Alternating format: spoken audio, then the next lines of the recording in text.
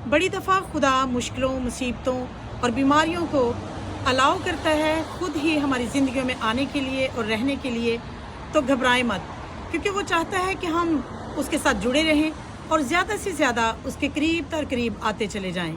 हम देखते हैं कि पौलुस रसूल ने 3 बार खुदा से कहा कि इस कांटे को जो तूने मेरे अंदर चबोया है निकाल दे, लेकिन खुदा ने उसको जवाब दिया कि तेरे लिए मेरा फजल ही काफ़ी है, और उस प्रॉब्लम को उसके अंदर रहने दिया।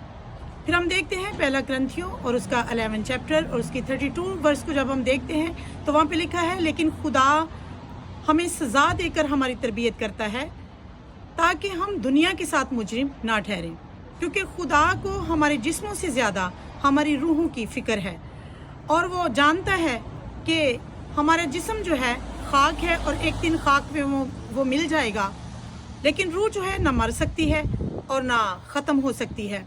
इसलिए वो हमारी रूहों की प्रोटेक्शन के लिए इस मेथड को यूज़ करता है ताकि हम अपनी ज़िंदगी में दाखिल किए जा सकें। और खुदा जो हमारा अच्छा चरवाहा है, और वो बेहतर जानता है कि अपनी भेड़ों की प्रोटेक्शन कैसे करनी है। God bless you all.